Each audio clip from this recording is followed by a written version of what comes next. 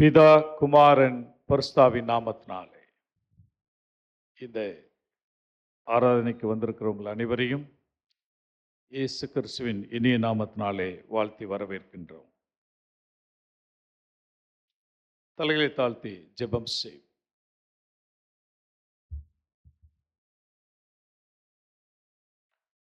எங்கள் எல்லார் மேலும், எங்கள் எல்லாரோடும், எங்கள் எல்லாருக்குள்ளும் வாசமாயிருக்கிற பிதா, குமாரன், பரிசுத்தாவியாகிய திரியேக தெய்வமே, இந்த ஓய்வு நாளின் காலை பொழுதுக்காக எமக்கு நன்றி செலுத்துகிறோம்.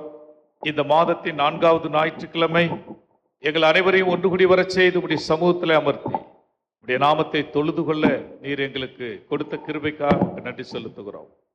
இந்த ஆராதனை வேளையில் உடைய பிரசனத்தால் எங்களை நிரப்பியறலும் இந்த வழிபாடு முழுவதும் நீர் மகிமைப்பட வேண்டும் என்று ஜெபிக்கின்றோம். இதில் பாடுகிற பாடல்கள், ஏறெடுக்கிற ஜெபங்கள், கேட்க போறவுடைய வார்த்தைகள், எங்களுடைய விண்ணப்பங்கள், வேண்டுதல்கள், தோத்திரங்கள் எல்லாவற்றையும் நீர் ஆசீர்வதித்து தாரும். தாரையில் எங்களோடு இணைந்து உம்மை தொழுத தோத்திரிக்க வந்து கொண்டிருக்கிற பிள்ளைகளை நேரத்துக்கு அழைத்துவார். ஒருமித்தபடி நாமத்தை உயர்த்தட்டும். நீர் மாத்திரமே மகிமைப்படும். ஆராதனை முழுவதும் உடைய அருள் பிரசனத்தால் நிரப்பேற வேண்டும் என்று இயேசுவின் நாமத்தில் ஜெபிக்கிறோம் நல்ல பிதாவே, ஆமேன். நம்முடைய ஆராதனைக்கு ஆரம்பமாகவும் தேவனுடைய நாம மகிமைக்காகவும் நாம் அனைவரும் எழுந்து நின்று பாமாலை 19 பாடுவோம். பாமாலை எண் 19.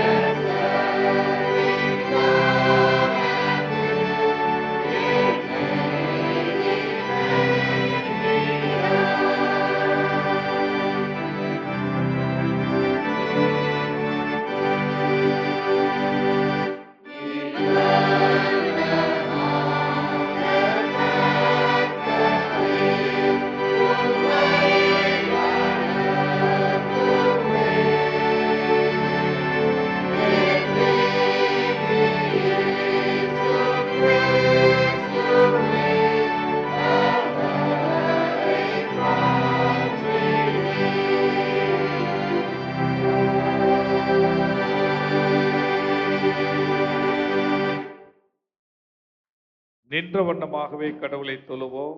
இரண்டாம் ஆராதனை முறை. கடவுள் ஆவியா இருக்கிறார்.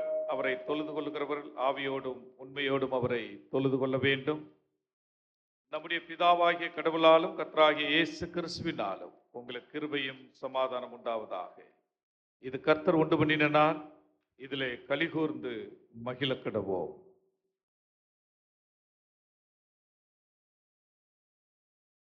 ஆண்டவரே, எங்கள் உதடுகளை திறந்தருளும்.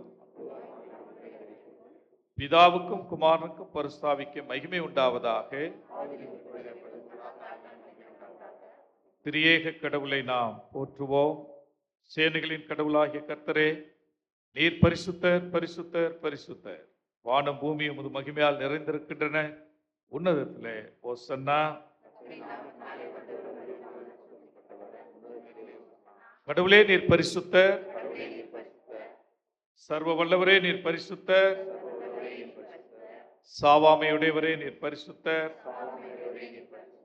ஆண்டவரே, எங்களுக்காக சிலுவையில் அறையுண்ட எங்கள் மீட்பரே, எங்கள் மேல் கிருபையாயிரும். பரிசுத்த ஆவியாகிய ஆண்டவரே, எங்கள் மேல் கிருபையாயிரும்.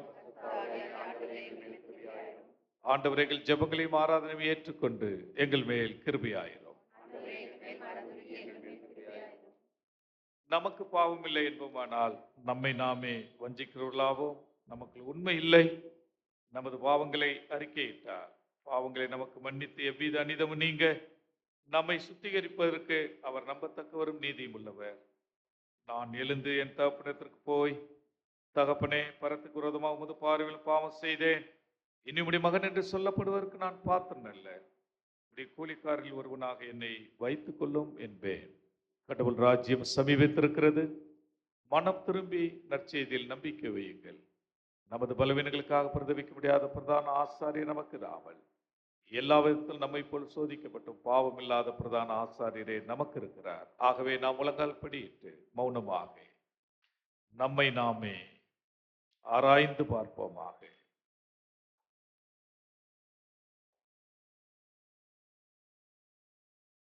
கடந்த வாரங்களே நாம் ஆண்டவருக்கு விரோதமாக செய்த குற்றங்கள், குறைவுகள், மீறுதல்கள், அவருக்கு பிரியமில்லாத காரியங்கள், அவரை கோபப்படுத்தின காரியங்கள்,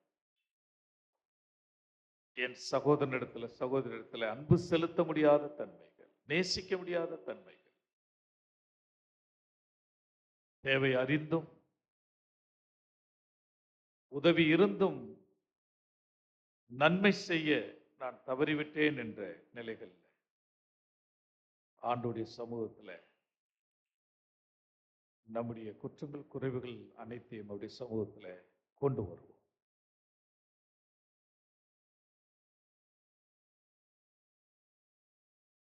முதலாம் பாவரிக்க ஜெபத்தை நாம் அனைவரும் சேர்ந்து ஏறெடுப்போம். சர்வ வல்லமை மிகுந்த இரக்கமுள்ள பிதாவே, தப்பி போன ஆடுகளை போல நாங்கள் வழிவழிந்து எங்கள் இதயத்தின் யோசனைகளுக்கு விருப்பங்களுக்கு மிகவும் கற்பனைக்கு விதமாய் குற்றம் செய்யத்தக்கவளை செய்யாமல் செய்யத்தகாதவளை செய்ய எங்களுக்கு சுகமே. ஆனாலும் ஆண்டவரே தேவரே, ஆண்டவராயே மனிதருக்கு செய்து வாக்குள்ள பெற்றோளாய் எங்களுக்கு இறங்கும். சத்தியங்களை எங்கள் மேல் கூறும். பாவத்தின் துக்கப்படங்களை சீர்படும் இறக்கமுள்ள பிதாவே, பரிசுத்தமையும் தாமல் தேவத்தின் நீதியின் தெளிந்த புத்தலாய் நடக்கும் இயேசு கிறிஸ்து நிமித்தம் கிருபை.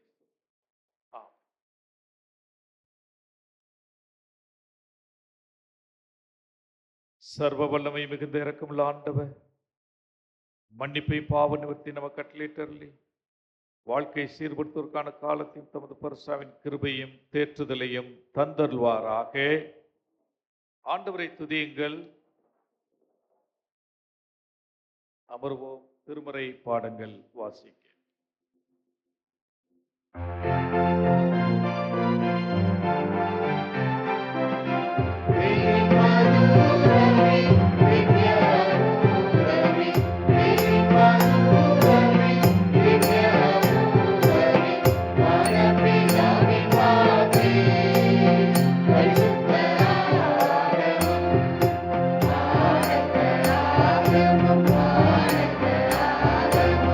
Father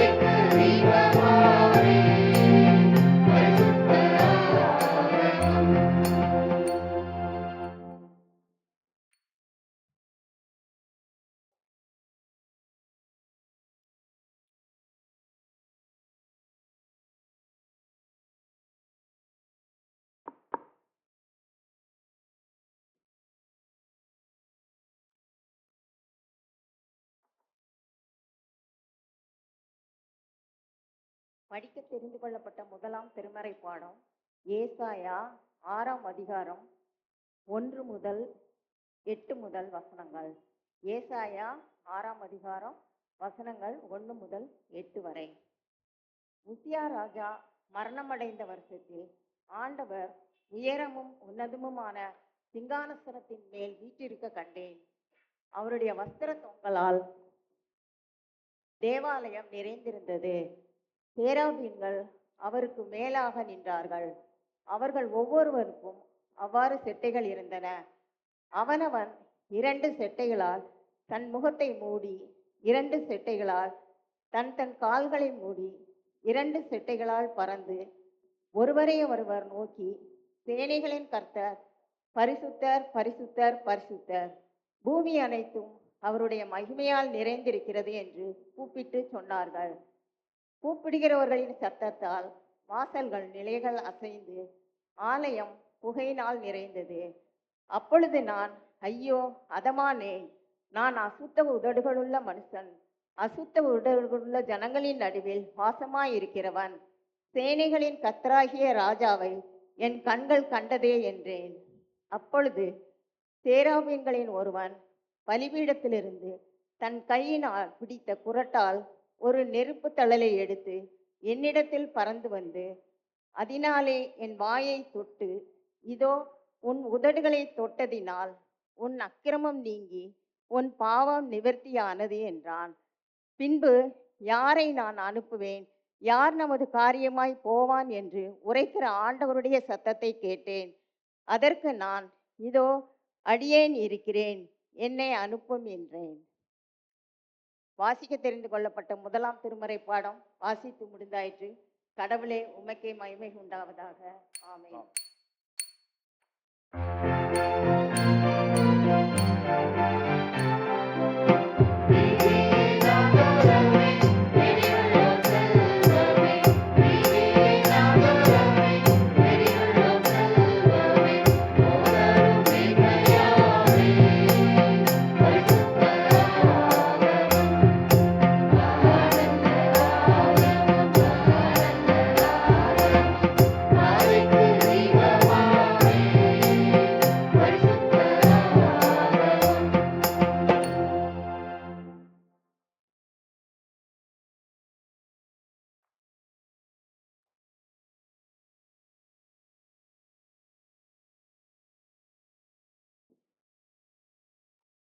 படிக்க தெரிந்து கொள்ளப்பட்ட 2ஆம் திருமறை பாடம் அப்போஸ்தலர் நடவடிக்கைகள் 2ஆம் அத்தியாயம் வாக்கியங்கள் 42 முதல் 47 வரை.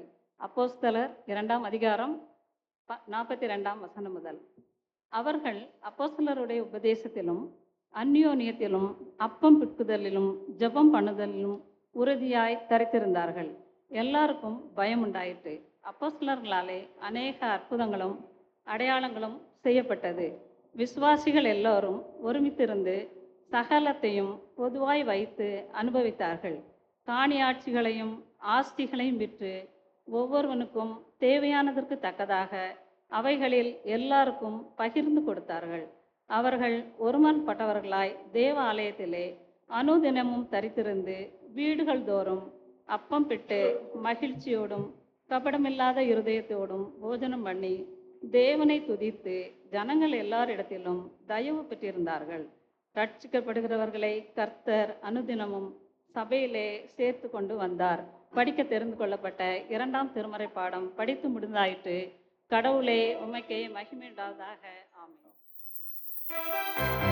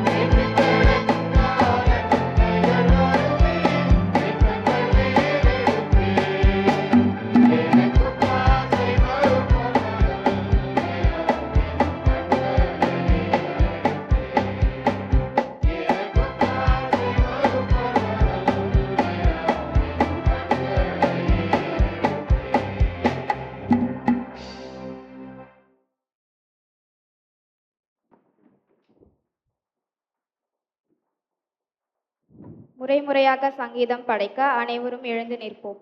சங்கீதங்களின் புத்தகம் 100ஆம் சங்கீதம். சங்கீதம் 100. பூமியின் குடிகளே, எல்லோரும் கர்த்தரை கெம்பீரமாய் பாடுங்கள்.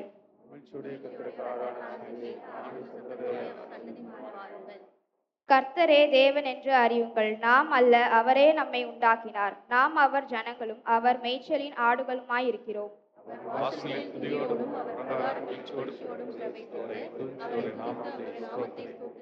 அனைவரும் சேர்ந்து வாசிப்போம். கர்த்தர் நல்லவர், அவருடைய கிருபை என்றென்றைக்கும், அவருடைய உண்மை தலைமுறை தலைமுறைக்கும் உள்ளது.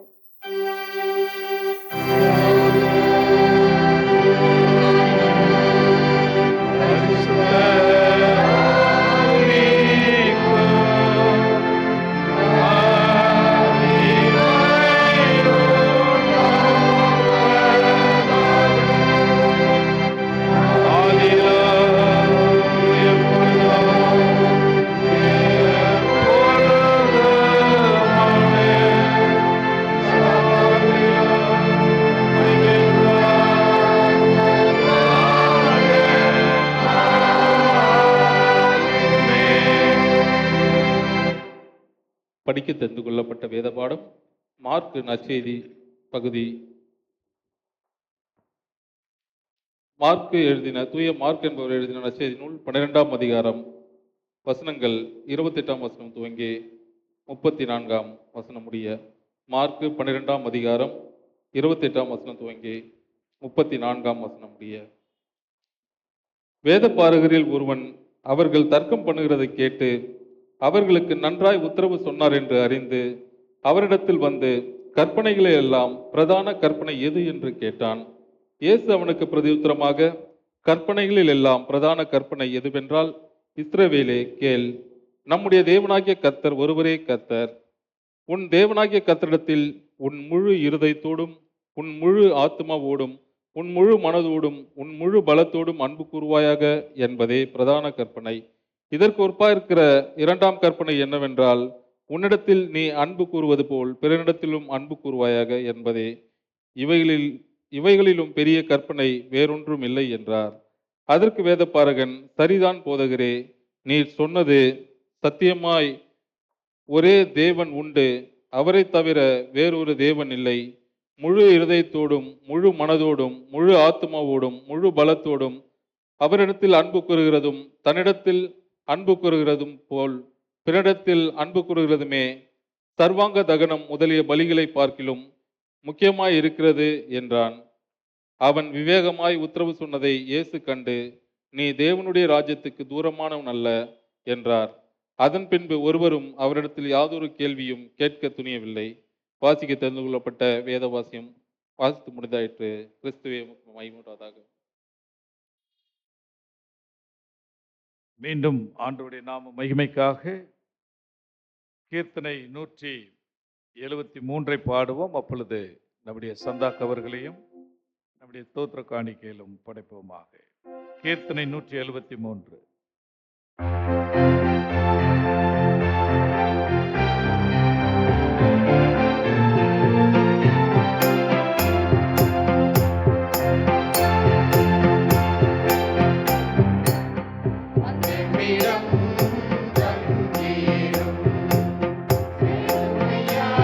Yeah.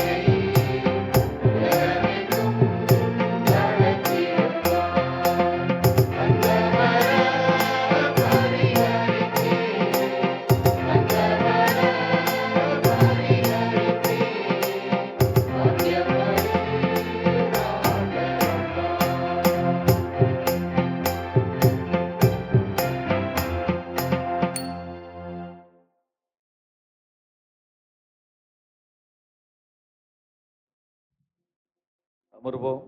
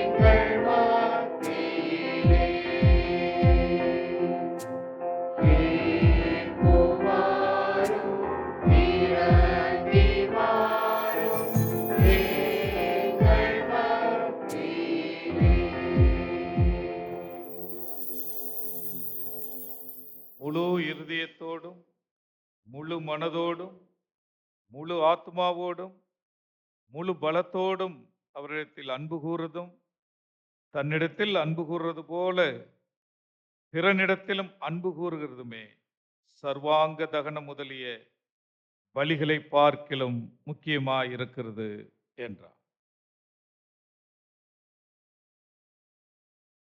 எங்கள் அன்பின் ஆண்டவரே, உம்மை வழிபட நாங்கள் வந்திருக்கின்றோம். நீர் எங்களை தெரிந்து கொண்டு இந்த ஜனங்கள் என்னை ஆராதிப்பார்கள் என்று எங்கள் மீது நீர் நம்பிக்கை வைத்து உம்மை தொழுது கொள்ள, உம்மை பின்பற்ற, உமக்கு சீசர்களாய் இருக்க எங்களை நீர் அழைத்திருக்கிறீர். இந்த வரலாற்று சிறப்புமிக்க இந்த திருச்சபையில் நாங்கள் அங்கத்தினர்களாக வீற்றிருக்கின்றோம். எங்களுடைய வழிபாடுகளையும் எங்களுடைய வாழ்க்கை முறையையும் நீர் சீதூக்கி பார்க்கிற ஆண்டவர், இந்த நாளிலும் எங்களுடைய ஆராதனை முறைகள், நாங்கள் ஆண்டோடைய சமூகத்தில் வந்து உம்மை தொழுது கொள்கின்ற நிலைகள் எல்லாவற்றையும் ஒரு முறை, மீண்டும் ஒரு முறை நாங்கள் சிந்தித்து பார்க்க, சீர்தூக்கி பார்க்க எங்களுக்கு நீ கொடுத்திருக்கிற இந்த வாய்ப்புக்காக உமக்கு நன்றி செலுத்துகிறோம்.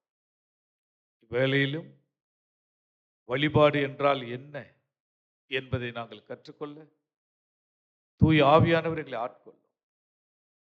ஒரு அர்த்தமுள்ள, பொருள் நிறைந்த ஒரு ஆராதனையை நாங்கள் ஆராதிக்க எங்களுக்கு கிருபை செய்யும். இந்த ஆலயத்தில் அமர்ந்திருக்கிற இறைமக்கள் ஒவ்வொருவரையும் ஆசீர்வதி.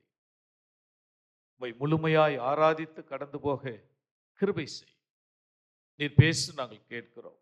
இயேசுவின் நாமத்தில் ஜெபிக்கிறோம் நல்ல பிதாவே, ஆமென். கிறிஸ்துவுக்குள் அன்பான சகல பரிசுத்தவான்களின் திருச்சபையின் இறைமக்களே, உங்கள் அனைவரையும் மீண்டும் சந்திப்பதில் நான் மிக்க மகிழ்ச்சி அடைகின்றேன். ஒவ்வொரு முறையும் இந்த வாய்ப்பை எனக்கு நல்கின்ற நமது திருச்சபையின் ஆயர் சேர்மன் ஐயா அவர்களுக்கும், ஆயர் குடும்பத்தாருக்கும், திருச்சபையின் இறைமக்கள் உங்கள் ஒவ்வொருவருக்கும், புதிதாய் பொறுப்பேற்க உள்ள ஒவ்வொரு அங்கத்தினர்களுக்கும் என்னுடைய நன்றிகளையும் வாழ்த்துகளையும் தெரிவிப்பதில் நான் மகிழ்ச்சி அடைகின்றேன்.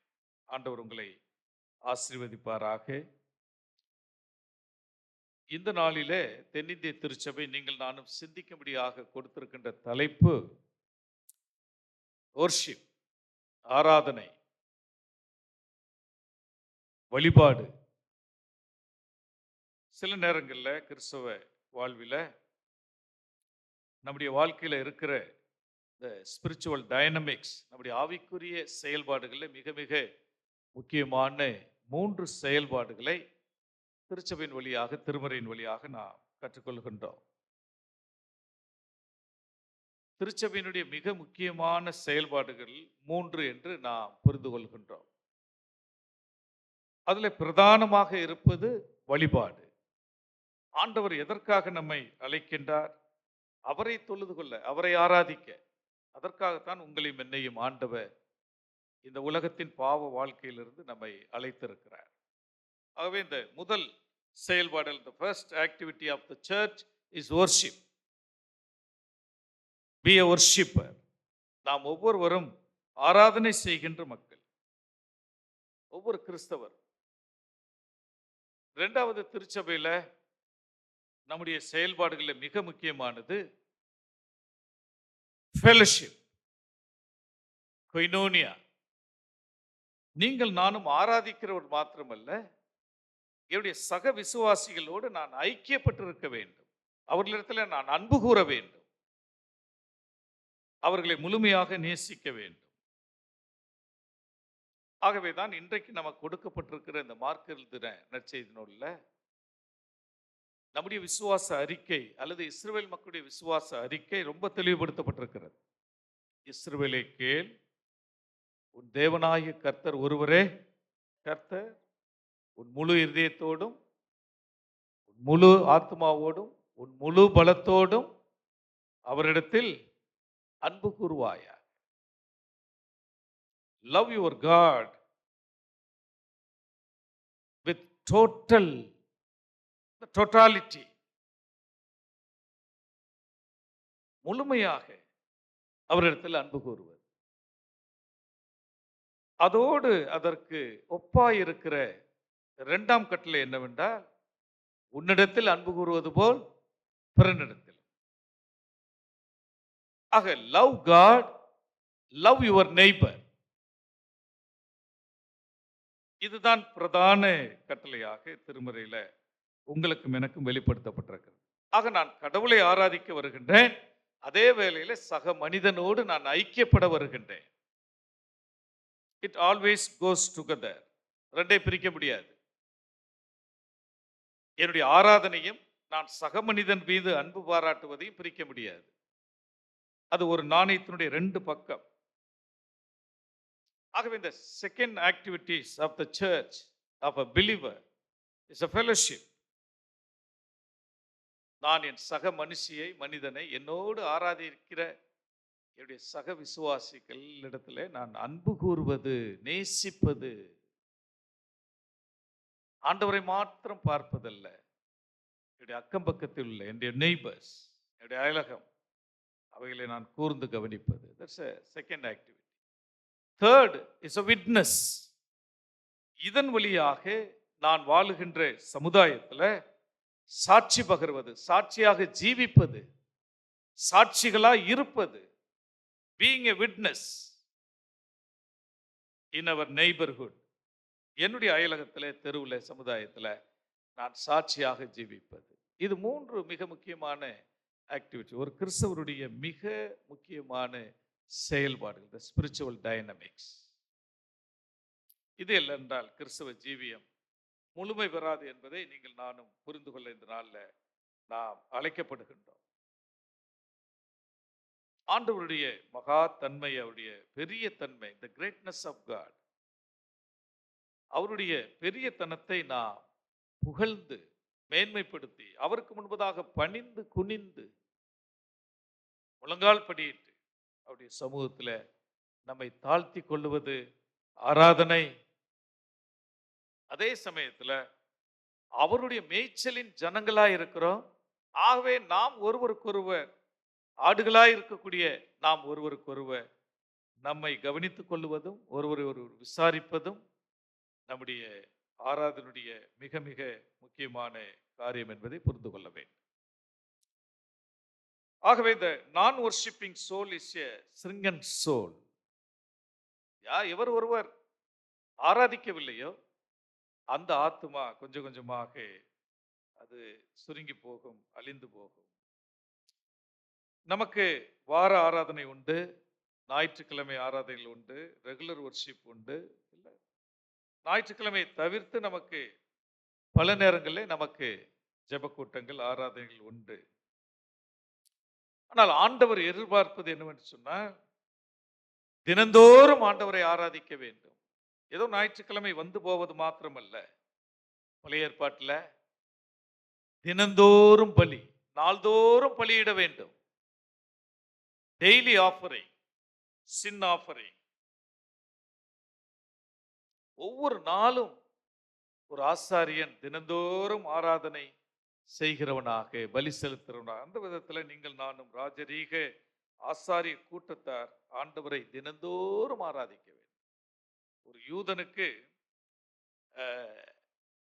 குறைந்தபட்சம் 3 முறை அவன் ஆராதிக்க வேண்டும். ஆனால் தானியேல் காலத்துல அந்த ஆலயம் தீட்டுப்பட்டதுனால ஆராதனை அந்தி கிறிஸ்து அந்த ஆராதனையை நிறுத்தி விட்டார். இஸ்ரவேல் மக்களுக்கு ஆராதிக்காமல் இருக்கவே முடியாது. ஆலயம் தீட்டுப்பட்டதுனால அவர்கள் ஆண்டவரை ஆராதிக்க முடியவில்லை. அப்படி இருந்தும் ஜெபாலயங்கள், சின்ன சின்ன குட்டி குட்டி ஆலயங்களை உருவாக்கி, எருசலேம் ஆலயம் அல்ல, இருக்கிற இடங்கள்ல சிறு சிறு ஜெபாலயங்களை உருவாக்கி அவர்கள் தொழுது கொண்டார்கள். அப்போஸ்தலர் நடவடிக்கையில் நான் வாசிக்க கேட்ட அப்போஸ்தலர் நடவடிக்கையில் 2ஆம் அதிகாரத்துல they have a daily worship. இல்ல, அந்த பகுதியை படிக்கும்போது இல்ல, தினந்தோறும் நாள்தோறும் அவர்கள் ஆண்டவரை ஆராதித்து வந்தார்கள். நாள்தோறும் சக விசுவாசிகளோடு தங்களுடைய அன்பை பகிர்ந்து கொண்டார்கள், அப்பம் பிட்டார்கள், அந்நியோன்யத்திலே தரித்திருந்தார்கள், நாள்தோறும் சாட்சி பகிர்ந்தார்கள். திருச்சபை நிரம்பிக்கொண்டே இருந்தது. இன்னைக்கு தென்னிந்திய திருச்சபையில சபையிலிருந்து மக்கள் வெளியில போறாங்களோ இல்லையா, சபைக்கு யாரும் வர்றது மாதிரி தெரியல. கலர் தோட்டம் எதுவும் வச்சிருந்தீங்கன்னா உங்க சபை நிரம்பிடும். கலர் தோட்டம் வச்சிருந்தீங்கன்னா சபை நிரம்பிடும். கலர் தோட்டம் இல்லைன்னா சபையை எட்டி பார்க்க மாட்டாங்க. நாள்தோறும் அவர்கள் சுவிசேஷம் சொன்னார்கள் போட்டிருக்கு. நாள்தோறும் ரட்சிக்கப்படுவர்களை சபையில சேர்த்து கொண்டே வந்தார்கள் சொல்லப்பட்டிருக்கு.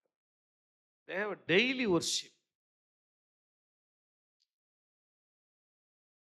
ஆகவே ஆராதனை இல்லாமல், வழிபாடு இல்லாமல் ஒரு கிறிஸ்தவர் இந்த உலகத்தில் ஜீவிக்கவே முடியாது. So we need to learn for everyday worship. தினந்தோறும் நான் ஆண்டவரை ஆராதிக்க வேண்டும். சபையில் மாத்திரமல்ல, என்னுடைய வீட்டில், என்னுடைய வேலை ஸ்தலத்தில், நான் இருக்கின்ற என்னுடைய சூழ்நிலையில் மத்தியில் நான் ஆண்டவரை ஆராதிக்க. ஒருவேளை இந்த பகுதி இஸ்லாமிய அல்ல, இஸ்லாமிய அன்பர்கள் நிறைந்த பகுதி. ஒரு நாளைக்கு எத்தனை முறை ஆராதிப்பாங்க? 5 முறை. நாம் எத்தனை முறை ஆராதிக்கிறோம் யோசிப்பாரு. Worship is a very fabric of our life. என்னுடைய நாடி நரம்பு எல்லாம் அதற்காகத்தான் ஆண்டவர் உங்களை என்னையும் அழைத்திருக்கின்றார். ஆக ஆராதனைக்குரியவர்களாக இந்த நாளில் இருக்க ஆண்டவர் உங்களை அழைக்கிறார் என்பதை இந்த பகுதியின் வழியாக நான் வைக்க விரும்புகின்றேன். அப்படி என்றால் நான் ஆராதிக்க வேண்டும் என்று சொன்னால் எனக்கு சில காரியங்களை குறித்த தெளிவு இருக்க வேண்டும்.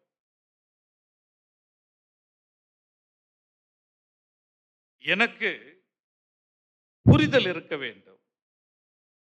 இல்லை என்றால் என்னால் ஆண்டவரை ஆராதிக்க முடியாது. ஆக இந்த பகுதி நான் வாசிக்க கேட்ட மார்க் எழுதின நற்செய்தி நூல் 12ஆம் அதிகாரத்துல 3 காரியங்களை குறித்து நீங்கள் நானும் தெளிவு பெறவில்லை என்று சொன்னால் என்னுடைய ஆராதனையும் உங்களுடைய ஆராதனையும் பொருளற்றதாய் போய்விடும். அப்படி என்றால் we must know the definition of love. அன்புண்டா என்ன? What is love? The definition of love. அன்புக்கு விளக்கம் தெரியணும். எனக்கு புரிதல் இருக்கணும். அப்பதான் நான் முழுமையாக ஆராதிக்க முடியும். இந்த பகுதியில இயேசு கிறிஸ்து ஒருவேளை ஒருவேளை இது மத்தேயு, மார்க்கு, லூக்கா 3 நற்செய்தி நூலிலும், ஸ்னாப்டிக் காஸ்பிள் என்று சொல்லுவோமே, 3 நற்செய்தி நூலிலும் இது இடம்பெற்றிருக்கிறது. சின்ன சின்ன வித்தியாசங்களோடு. மார்க்கில் இங்கே சொல்லப்பட்டிருக்கிறது, லூக்காவில் நல்ல சமாரியன் கதையின் வழியாக சொல்லப்பட்டிருக்கிறது. மத்தேயுவிலே மார்க்கை போன்றே சொல்லப்பட்டிருக்கிறது.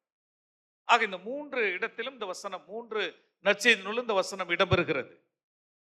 இஸ்ரவேலே கேள், உன் தேவனாய் கர்த்தர் ஒருவரே கர்த்தர். Love your God and love your neighbour. Love God and love your neighbour.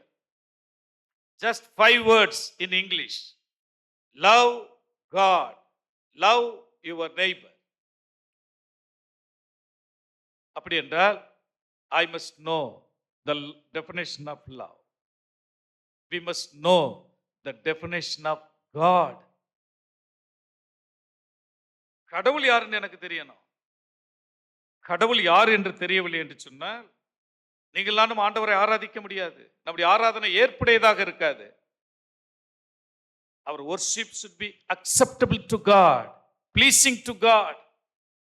ஆராதனை ஆண்டவரை பிரியப்படுத்த வேண்டும், ஆண்டவரால் ஏற்றுக்கொள்ளப்பட வேண்டும். யூதர்கள் ஆராதித்தார்கள், ஆண்டவர் ஏற்றுக்கொள்ளவில்லை. அதுதான் இயேசு கிறிஸ்துவிடம் வந்து அவர்கள் அங்கே வாக்குவாதம் செய்கின்றார். ஆக the definition of love, the definition of God, and also we must know the definition of neighbor. எனக்கு பக்கத்துல உட்கார்ந்து ஆராதிக்கிறார் பாருங்க, ஒவ்வொருத்தர் நம்ம பக்கத்துல, என் பக்கத்துல இருக்கிறாங்க பாருங்க. I must know about my neighbor. நான் வாழுகின்ற தெருவில் இருக்கிற என்னுடைய பக்கத்து வீட்டுக்காரர் யார்? இது தெரியாமல் ஆண்டவரை ஒருபோதும் ஆராதிக்க முடியாது. ஆகவே தான் ஆண்டவர் இந்த பகுதியில் 2 வசனங்கள்ல மிகப்பெரிய விளக்கத்தை அவர் கொடுக்கிறார். அவர்கள் தப்பா புரிந்து கொண்டிருந்தார்.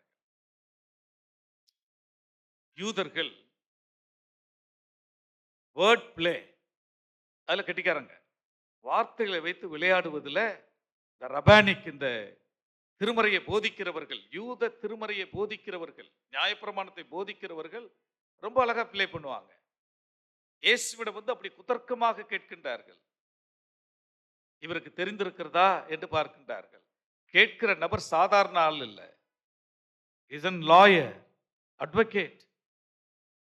சட்ட திட்டங்களை, நியாயப்பிரமாண புஸ்தகத்தை கரைத்து குடித்தவர். இல்ல, அதை போட்டிருக்கு பாருங்க, யார் வந்து கேட்கிறான்னு பாருங்க. இல்ல, ஒரு வேதபாரகன் இல்லையா? மார்க் 12:28 வேதபாரகரில் ஒருவன் அவர்கள் தர்க்கம் பண்ணுகிறதை கேட்டு, இல்லையா? லூக்காவில் என்ன போட்டிருக்கு? நியாயசாஸ்திரி ஒருவன், இல்லையா? லூக்கா நல்ல சமாரியன் கதையில் யாரை போட்டிருக்கு? நியாயசாஸ்திரி ஒருவன் வந்து, என்னுடைய நெய்பர் யார், நான் யாரை நேசிக்க வேண்டும், என்னுடைய அயலகத்தார் என்று கேட்கிற காரியம். இது எல்லாமே இந்த 3 நற்செய்தி நூலுமே ரொம்ப அழகாக அது இடம்பெற்றிருக்கிறது என்பதை நீங்கள் நானும் புரிந்து கொள்ள இந்த நாளில் அழைக்கப்படுகின்றோம். யூத ரபிமார்கள், யூத வேதபாரர்கள் அல்லது இந்த நியாயாஸ்திரிகள் அல்லது இந்த யூத சட்டத்திட்டங்களை ஏற்றுகிறவர்கள் மோசேயுடைய கட்டளை ஏறக்குறைய 613 10 கட்டளையை அதனுடைய விரிவாக்கத்தில் 613ஆக கொடுக்கப்பட்டிருந்தது. அதுல 365 கட்டளைகள் பாசிட்டிவ் கமாண்ட்மெண்ட்ஸ், 365 248 நெகட்டிவ் கமாண்ட்மெண்ட்ஸ். 365 என்பது we have to do, செய்யக்கூடிய கட்டளைகள். 248 we must not do, செய்யக்கூடாத கட்டளைகள் என்று யூதர்களுக்கு கொடுக்கப்பட்டது. இங்க இந்த 613 கட்டளை இருக்கு, இதுல எது பிரதானம் என்ற கேள்வி இந்த பகுதியில் இல்ல. அந்த பகுதியை பார்க்கிறீங்களா? இல்ல, அவனுக்கு பிரயோஜனமாக கற்பனை எல்லாம் பிரதான கற்பனை என்னாச்சு? பேசவே மாட்டேங்கிறீங்களா? சரியா? கற்பனை எல்லாம் பிரதான கட்டளை எது இயேசு அவனுக்கு பிரயோஜனமாக கற்பனையெல்லாம் பிரதான கட்டளை. What is the greatest commandment, the number 1? இந்த கேள்வி சரியா? இயேசு இதை நன்றாக அறிந்திருக்கின்றார். ஆக இந்த 613ஐயும் அவங்க என்ன கேட்கிறாங்கன்ற, 613 கட்டளை இருக்கு, இதை எப்படி மேனேஜ் பண்றது? இதை ரெடியூஸ் பண்ண முடியுமா? how to manage? இதை கொஞ்சம் அப்படி ரெடியூஸ் பண்ணி தர முடியுமா?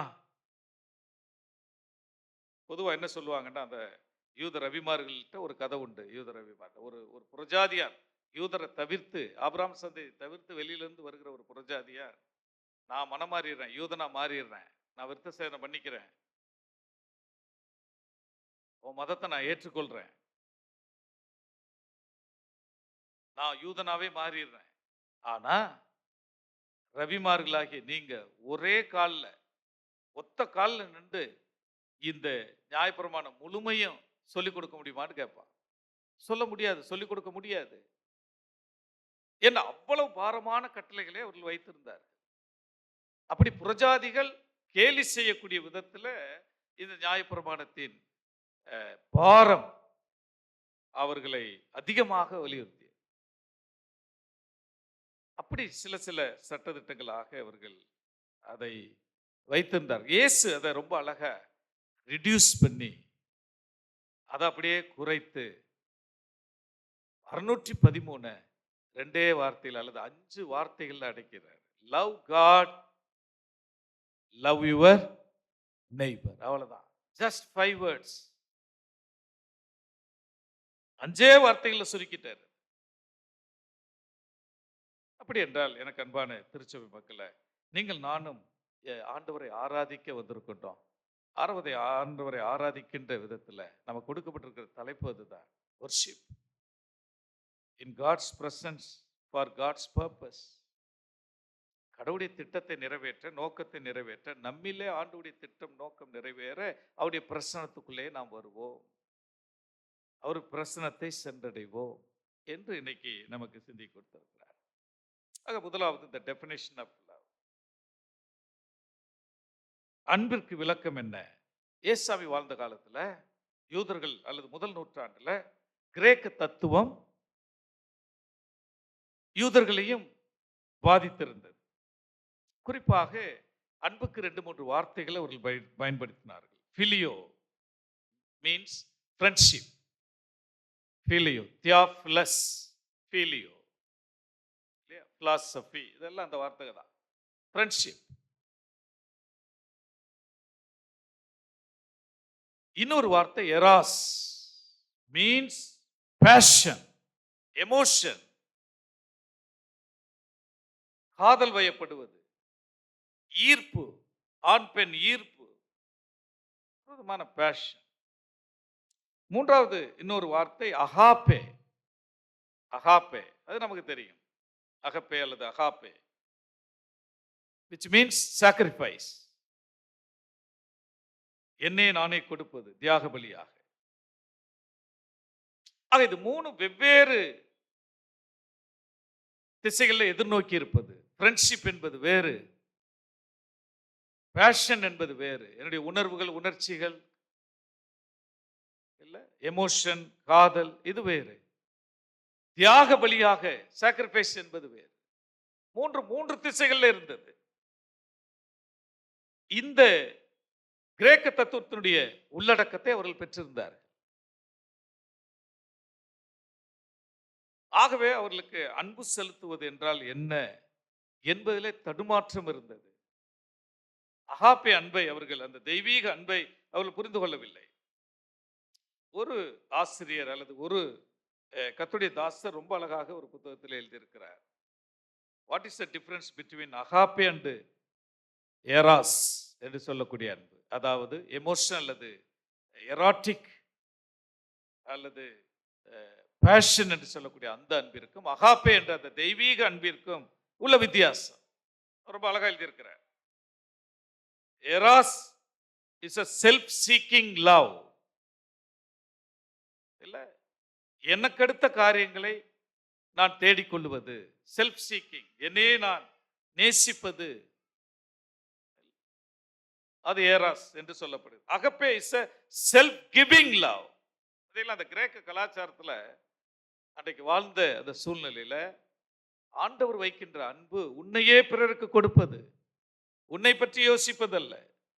It's not self seeking but self giving love. Eros is a calculating love. இல்ல, அநேக நேரங்களில் நம்ம ரொம்ப கால்குலேட்டிவா செயல்படுவோம்ல. நான் இந்த இங்க ஈவன் பல பேர் சபைக்கு போனா என்ன, இந்த ஆராதனையில கூட கால்குலேட்டிங்கா இருப்போம்ல நம்ம பல நேரங்கள்ல. எதுக்காக இந்த ஆராதனைக்கு போகணும் வரணும். ஏராஸ். அகப்பே is a uncalculating spontaneous love. அது இயல்பா வர்றது, ஆண்டவர் மீது அந்த பிரியம், ஆண்டவரை நேசிப்பது இல்ல, not considering my own interest. இல்ல சில பேர் சும்மா அப்படி சொல்லுவாங்க, கவனிச்சுக்கோங்க. இந்த வாரம் ஆராதனைக்கு போகலன்னா என்னமோ ஏதோ இந்த வாரம் முழுசு ஏதாவது நடந்துரும் அப்படின்னு யோசிப்பாங்க. கவனிச்சிருக்கீங்களா? சர்ச்சுக்கு போகாம போயிட்டேன், எனக்கு ஒரு காரியமும் என்ன பண்ணல, கைக்கூடி வரல. இதெல்லாம் ஒரு மாதிரி கால்குலேட்டிங் லவ். அப்படி இல்லை, spontaneous agape. Eros is a desire to possess.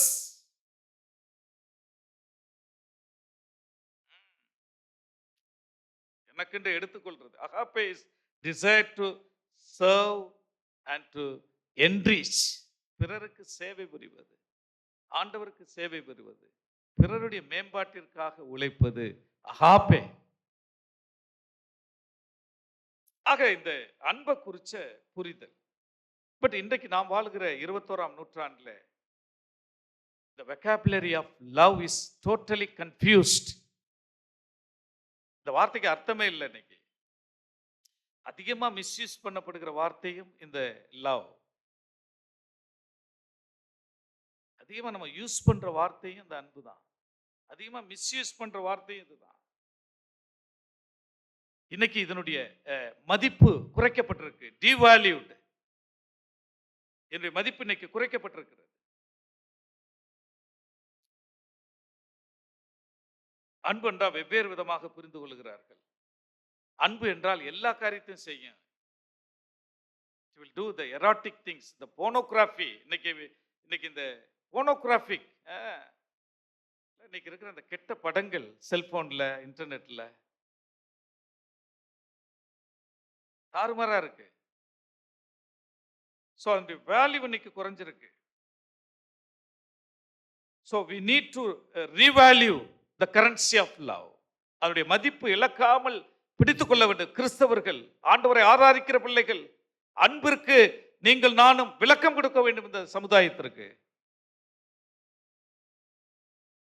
நம்முடைய அன்பு எராட்டிக்கா இருக்கக்கூடாது, பேஷனா இருக்கக்கூடாது. It should be agape. கிறிஸ்தவ பிள்ளைங்க, வாலிப பிள்ளைங்க, அன்பிற்கு உலகம் கொடுக்கிற விளக்கத்தை கொடுக்கவே கூடாது. ஆக இந்த அன்பு என்று சொல்லுகின்ற பொழுது it includes 3 ingredients. 3 உட்பொருள்கள் இருக்கு. It's a respect. To give respect to God and my neighbor. ஆண்டவரை நான் ஆராதிக்கிறேன் என்று சொல்லுகின்ற பொழுது I must respect God. அவரை கனம் பண்ண வேண்டும். அவருடைய தனித்துவம், அவருடைய மெஜஸ்டி, அவருடைய மாட்சிமை, அவருடைய பரிசுத்தம், அதை நான் கனம் பண்ண வேண்டும். அது மாத்திரமல்ல, அவருக்கு நாம் பணிவிடை செய்ய வேண்டும். சர்வீஸ், அவருக்கு சேவை புரிய வேண்டும். அவருக்கு சேவை புரிய என்பது என்னுடைய அயலகத்துல, என்னுடைய சகோதர சகோதரி மத்தியில், என்னுடைய விசுவாசிகள் மத்தியில் நான் சேவை புரிய வேண்டும். Love spells service. Love spells service.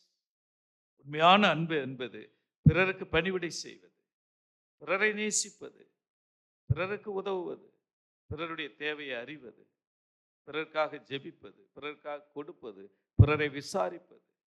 Love spells service. and also sacrifice. The definition of love is respect to God and my neighbor. Serve to God and my neighbor. Sacrifice to God and my neighbor. That's a true love.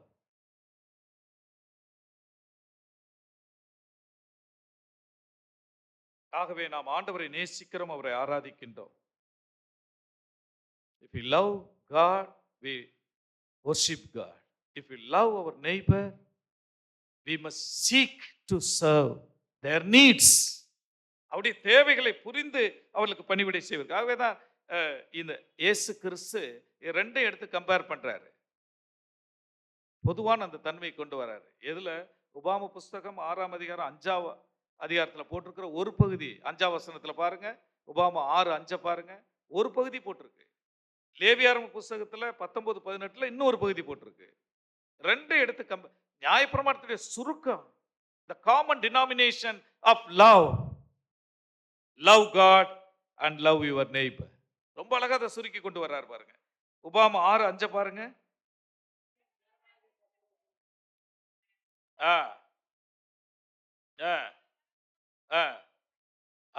அவ்வளவுதாங்க.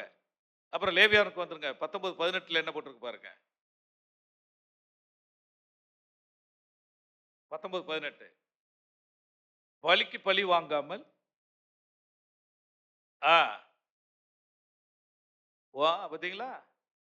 ரெண்டையும் எடுத்து compare பண்ண மொத்தமாக அந்த நியாயப்பிரமாண புஸ்தகத்தையே சுருக்கிட்டார். 2 வார்த்தை அல்லது 5 words. கடவுளை நேசி, உன்னை போல் பிறனை நேசி. ரொம்ப சுருக்கிட்டார். ஆக love is a self sacrifice which arises from respect. என்னை தியாகமாக கொடுப்பது என்பது எதிலிருந்து வருகிறது? நான் ஆண்டவரையும் பிறரையும் கனம் பண்ணுகிறேன். ஆண்டவரை நான் கனம் பண்ணுவதினாலே, ஆண்டவருக்குரிய கனத்தை கொடுப்பதனாலே, and issues in service, அது என்னை சேவையில் பிறருக்கு பணிவிடை செய்வதில் என்னை கொண்டு போய் விடுகிறது என்பதை இயேசு ரொம்ப தெளிவாகவே அவளுக்கு புரிய வைக்கின்றார். That's a definition of love. இந்த அன்பு உங்களிடத்திலும் என்னிடத்திலும் அன்பை இப்படி புரிந்து கொண்டிருக்கிறோமா? இரண்டாவது, இந்த டெஃபினேஷன் ஆஃப் காட். கடவுள் யார்? கடவுள் யாருன்னா டெஃபினேஷன் ஆஃப் காட்னா கடவுளை எப்படி? ஒரு ஆசிரியர் சொல்லுவாரு, டாக் எப்படி மனுஷனை எக்ஸ்பிளைன் பண்ண முடியும்? How can the dog explain the human being? ரொம்ப அழகா சொல்லுவார் ஒரு ஆசிரியர். நாய் மனுஷனை குறித்து விளக்கம் கொடுக்க முடியுமா? ஆகவே மனிதன் கடவுளை குறித்து விளக்கம் கொடுக்க முடியாது. கடவுள் இப்படித்தான் இருக்கிறார். ஆனால் கடவுளை குறித்த வெளிப்பாடு, the revelation of God, the biblical revelation, அதிலிருந்து நாம் புரிந்து கொள்கிறோம். That's the definition of God. இதை புரிய தவறிட்டாங்க. அவைதான் இந்த பகுதி நல்ல சமாரியன் கதையில வருது. அந்த பக்கமாக இந்த லேவியரும் ஆசாரியரும் அப்படியே ஒதுங்கி போய் விட்டார்கள். ஏன் அவன் அடிபட்டு கிடக்கின்றான்? அவனை ஏன் அவர்கள் கவனிக்க முடியவில்லை? Because they have a false image of God. கடவுளை தவறாக புரிந்து கொண்டதினால அவர்கள் ஆராதனை, ஆலயம், பலி,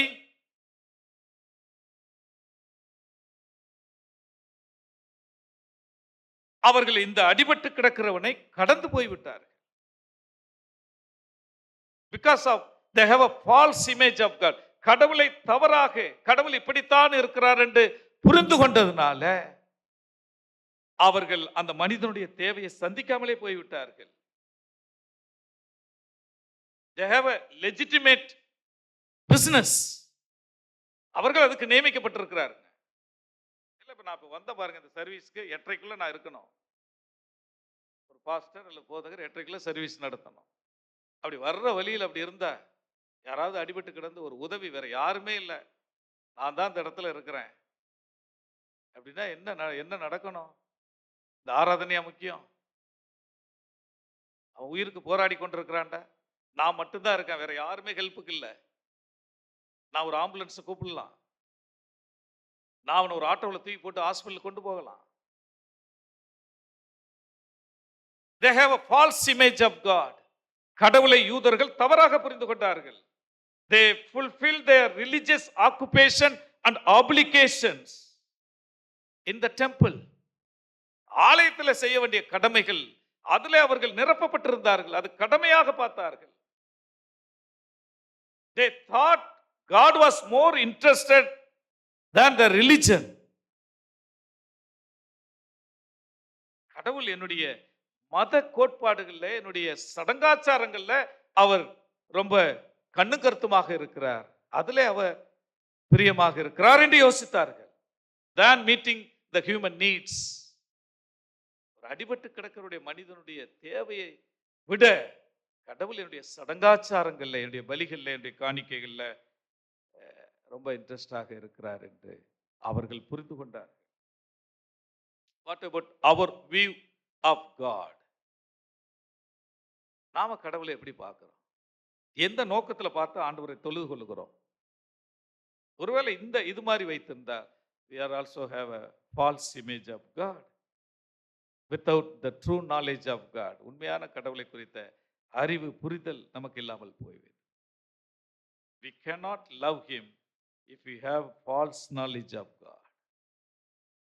அவர் முழுமையாக நேசிக்க முடியாது. கடவுளை பற்றிய புரிதல், போதுமான புரிதல், அண்டர்ஸ்டாண்டிங் நமக்கு இல்லை என்று சொன்னார், அவரை நாம் ஆராதிக்க முடியாது, அவரை நேசிக்க முடியாது. அவர் worship degenerates into idolatry. அது விக்கிரக ஆராதனையாக மாறிவிடும். Idolatry is a worship of false god. விக்கிரக ஆராதனை என்ன? தவறான காரியங்களை வணங்குவது, கடவுளுக்கு கொடுக்க வேண்டிய இடத்தை கொடுக்காமல் தவறாக புரிந்து கொண்டு அவரை வணங்குவது. அது ரொம்ப தின்னானது. அந்த line, both line between the idolatry and our worship, very thin, கண்டுபிடிக்க முடியாது, ரொம்ப மைனூட்டா இருக்குது. ஆகவே we need the knowledge of God, the understanding of God. அது இல்லை என்றால் நம்முடைய ஆராதனை அர்த்தமற்றதாக போய்விடும்.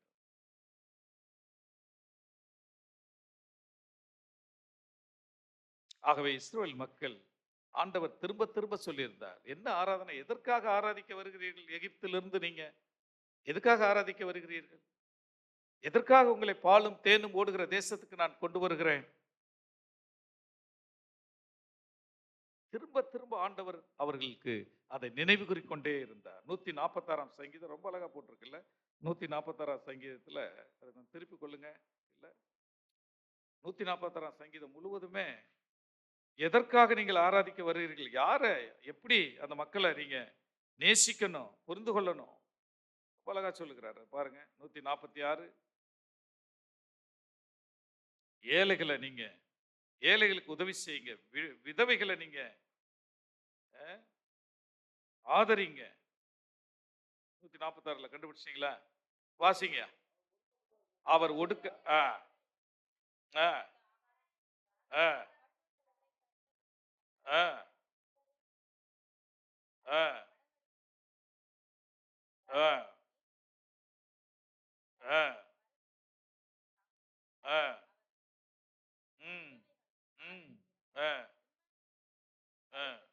கர்த்தர் சதாகாலங்களும் அரசாலும்.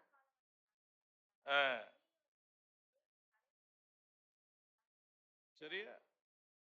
ஆராதனுடைய அர்த்தம் ரொம்ப தெளிவாக, இதற்காகத்தான் உங்களை அழைத்திருக்கிறேன் என்று சொல்லுகின்றார் ஆண்டவர்.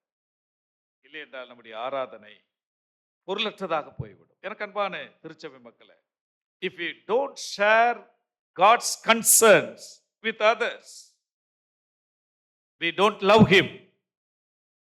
அவருடைய அக்கறை, அவருடைய கரிசனை என்னுடைய அயலகத்தின் மீது, என்னுடைய சக மனிதர்கள் மீது, விசுவாசிகள் மீது, நான் வாழ்கின்ற இடங்கள்ல அவருடைய கன்சர்ன், அவருடைய திட்டம் நிறைவேறுவதற்காக அவர் விரும்புகின்ற அக்கறைகள், கரிசனை சமுதாயத்தில் காணப்படும் வேண்டும் என்பதற்காகத்தான் உங்களையும் என்னையும் ஆண்டவர் ஆலயத்துக்குள்ள அழைத்திருக்கிறார். அதுதான் இன்னைக்கு தலைப்பு, worship in God's presence for God's purpose. கடவுளுடைய திட்டத்தை நிறைவேற்றுவதற்கு தான் ஆராதனை. இல்லைன்னா இந்த 2 மணி நேரம் என்ன இது ஆராதிச்சுட்டு போயிட்டு என்ன பண்ண போறோம்? அது உங்களுக்கு தெரியாதா? போய் பிரியாணி செஞ்சு சாப்பிடணும். சரியா? So if we don't share his concerns, we become idolaters. நாம விக்கிரக ஆராதனை செய்வர்களாக மாறிவிடுவோம். We are not loving God. கடவுளை அன்பு செலுத்தாத மக்களாக போய்விடுவோம். அப்படி என்றால் who is your God? அப்படி ஆண்டவர் யார்? ஆண்டவரை நான் என்ன புரிந்து வைத்திருக்கின்றேன்? என்னுடைய ஆராதனை ஆண்டவரை தவறாக புரிந்திருந்தால் அது விக்கிரகமாக மாறிவிடும். மூன்றாவது இந்த பகுதியில் நமக்கு சொல்லப்பட்டிருக்கிற குறிப்பை சொல்லி நான் முடித்து விடுகிறேன். The definition of neighbor. நான் அன்புண்டா என்னன்னு பார்த்துருக்கிறேன். கடவுள் தான் நான் வணங்குகிற கடவுள் யாருன்னு பார்த்துருக்கிறேன். என்னுடைய சக விசுவாசி அல்லது என் தெருவில் என் வீட்டுக்கு பக்கத்தில் இருக்கிற நெய்பர், என்னுடைய அயலகத்தார் யார், எனக்கு பிறன் யார், நான் யாரை நேசிக்க வேண்டும். இந்த லாயர் அப்படித்தான் வந்து கேட்டார், எது முதன்மையான கட்டளை? ஏசாமி அந்த 2 கட்டளை ரொம்ப அழகாக அதை சுருக்கி கொடுத்து விட்டார். ஆக நாம் கடவுளை நேசிக்க விடவில்லை என்று சொன்னால் கடவுள் யார் என்று புரியாமல் நாம் கடவுளிடத்தில் அன்பு செலுத்த முடியாது. We cannot love God acceptably and pleasingly unless we know who he is. அவர் யார் என்று தெரியாமல் அவர் ஏற்புடைய ஆராதனை உங்களால் என்னாலும் செய்ய முடியாது.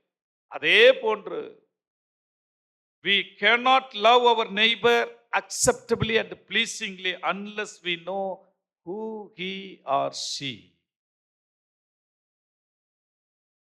என் சக விசுவாசி யார் என்று தெரியாமல், என் அயலகத்தில் இருக்கிற என் பக்கத்து வீட்டில் இருக்கிற நபர் யார் என்று தெரியாமல் அவரை இடத்துல நான் முழுமையாக அன்பு கூற முடியாது.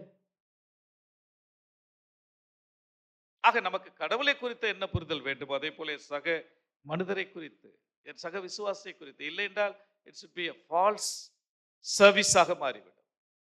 அது வெறுமனே ஒரு என்னுடைய ஆராதனை அல்லது என்னுடைய செயல்பாடுகள், என்னுடைய சேவைகள் அர்த்தமற்றதாக மாறிவிடும். ஆண்டவர் இந்த பகுதியில் அதைத்தான் இந்த நல்ல சமாரின் கதையின் மூலமாக அவர் ரொம்ப அழகாக அவர் அதை எடுத்து சொல்லுகிறார் என்பதை நீங்கள் நானும் புரிந்து கொள்ள இந்த நாளில் நாம் அழைக்கப்படுகின்றோம். இந்த நல்ல சமாரின் கதையில் யாரு? ஒரு யூதன் யூதனை நேசிக்கணும். எனக்கு பிறன் யார்? யூதன் என்ன சொல்லுவா? எனக்கு பிறன்டா என்னுடைய யூதன்.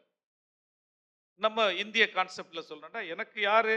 என் சொந்தக்காரங்க, என் குடும்பத்தார், அல்லது இன்னும் கொஞ்சம் நெருக்கமாக போனோம்னா என் ஜாதிக்காரர். இன்னைக்கு திருச்சபையில், நம்ம தென்னிந்திய திருச்சபையில் எல்லா இடங்களையும் எலெக்ஷன்ஸ் இல்லை. எந்த அடிப்படையில் இன்னைக்கு எந்த அடிப்படையில் எலெக்ஷன் நடக்குது சபைகளில்? யோசிச்சு பாருங்க.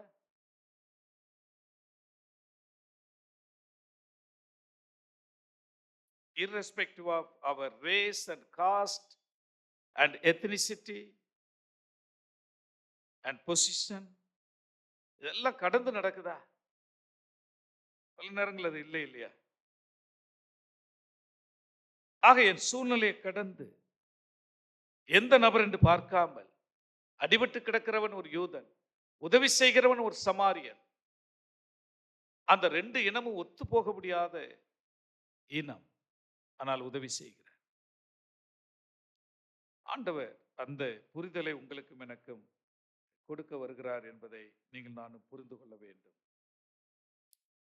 ஆக ஆண்டவர் அல்லது கடவுள், நான் வணங்குகிற தேவன், மாட்சிமை, மகத்துவம், பரிசுத்தம் நிறைந்த ஆண்டவர் என்று சொன்னார். The vocabulary of God, அந்த வார்த்தையிலேயே your neighbor includes your enemy. அதுதான் அங்கு யாத்ரா அது உபாம புஸ்தகத்திலே, லேவியர் புஸ்தகத்திலே ஆண்டவர் அதை எடுத்து இங்க தொகுத்து கொடுக்கிறார். உன் எதிரியும் உனக்கு பக்கத்து வீட்டுக்காரன், உன் அயலகா நீ நேசிக்கக்கூடியவன். கடவுள் என்கிற அந்த வார்த்தைக்குள்ள not only God, the vocabulary of God includes your enemy, your neighbor. நான் ஆண்டவரை ஆராதிக்கிறேன் என்று சொல்லிவிட்டு நான் சபையில பகையோடு நேசிக்க முடியாமல், மன்னிக்க முடியாமல், விட்டு கொடுக்க முடியாமல், சில சபைகள்லாம் அந்த 2 குரூப் செலக்ட் ஆனவுடனே வெடி போடுறாங்கங்க, உள்ளுக்குள்ளேயே வெடி வெடிக்கிறாங்க. இதெல்லாம் அந்த false image of God and false image of my co believer, my fellow believer. Totally idolatry, அது விக்கிரக ஆராதனை. சரி, நேரம் எடுத்துட்டேன், சொல்லி முடிச்சிடுறேன் நான். சரி, ஒரு கிரஹாம் கிங் என்ற ஒரு போயட், ஒரு போயட் ரொம்ப அழகா எழுதியிருக்கிறார். அதை மட்டும் நான் சொல்லி முடிச்சிடுறேன். Love for those who like us is ordinary. Love for those who like us is ordinary. என்னை ஒருத்தர் நேசிக்கிறாரு, அவரை நான் திரும்ப நேசிக்கிறேன், அவரிடத்துல அன்பு பாராட்டினேன், சாதாரணம். யார் வேண்டுமானாலும் என்னை நேசிக்கிற மக்கள். Love for those who are like us is a narcissistic. Love for those who are like us. என்னை போல இருக்கிறவங்க, என்னை போல திங்க் பண்றவங்க, என்னை போல யோசிக்கிறவங்க, என்னை போல பேசுறவங்க. ஆமல்ல, நான் நினைக்கிறது நீ சொல்றிய, என்னுடைய திங்கிங் உன்னுடைய திங்கிங் ஒரே லைன்ல இருக்கு பாரு அப்படின்னு சொல்லுவாங்க இல்லையா, அந்த people. Love for those who are like us is a narcissistic. ரொம்ப சுயநலமா யோசிக்கிறவங்க, ரொம்ப குறுகிய வட்டம் அது. நானும் நீயும் ஒன்னா இருக்கோம், நம்ம ஊருக்காரங்க, நம்ம பக்கத்துக்காரங்க, நாம ஒன்னா திங்க் பண்றோம், அது மாதிரி. Love for those who are unlike us is a extraordinary. இல்ல, என்னை போல இல்லாத நபர், ஏன் குணாதிசயத்துக்கு அவர் குணாதிசயத்துக்கு நேர் எதிராக இருக்கு, அவரை நான் நேசிச்சேன்னு சொன்னா இட்ஸ் எக்ஸ்ட்ராடினரி, ரொம்ப அசாதாரணமான அன்பு அது. Love for those who dislike us, என்னை விரும்பாதவர்கள், என்னை ஏற்றுக்கொள்ளாதவர்கள், என்னை நேசிக்க முடியாதவர்கள். Love for those who dislike us is a revolutionary, அது புரட்சிகரமான அன்பு. அப்படிதான் ஆண்டவர் நம்மை நேசித்திருக்கிறார், அப்படிதான் மிஷனரிமார்கள் நேசித்து இந்த சபையெல்லாம் கட்டி கொடுத்துருக்குறாங்க. நேசிக்க பழகுங்க, கடவுளை யாருன்னு புரிஞ்சுக்கங்க, அன்புன்னா என்னன்னு புரியுங்க, என்னோட ஆராதிக்கிற சக விசுவாசி யாருன்னு புரிஞ்சுக்கொள்ளுங்க. உங்களை போல இல்லாம இருக்கலாம், உங்களை விரும்பாம இருக்கலாம், உங்க குணாதிசயத்துக்கு ஒத்து போகாம இருக்கலாம், உங்களுக்கு நேர் எதிராக இருக்கலாம். நான் ஒன்றை சொல்லி முடித்து விடுகிறேன். நமக்கு பொதுவா இவாஞ்சலிஸ்ட்ல பொதுவா என்ன சொல்லுவாங்கன்ற, சுவிசேஷ ஊழியங்கள்ல நமக்கு என்ன வேணும், ஆத்ம ஆதாய சிந்தனை வேணும்பாங்க. லவ் ஃபார் சோல்ஸ் என்று சொல்லுவாங்க. ஆத்ம ஆதாய சிந்தனை வேணும், ஆத்ம பாரம் வேண்டும் சொல்லுவாங்க. ஆத்ம பாரத்தோடு ஜெபம் பண்ணுங்க, ஆத்ம பாரம் இல்லாமல் சபை இருக்குது என்று பேசுவார்கள். பல நேரங்கள் நீங்க கவனிச்சுக்கோங்க, உங்களுக்கு ஆத்ம பாரமே இல்லை அப்படிம்பாங்க. What is soul? என்ன, எப்படி சோலை டிஃபைன் பண்ணுவீங்க? What is the object of soul? Is a person, நபர், என் அருகில் இருக்கிற நபர், என் தெருவில் இருக்கிற நபர். சோல் என்றால் என்னமோ இது இல்லை. That person has a body, physical body, body souls.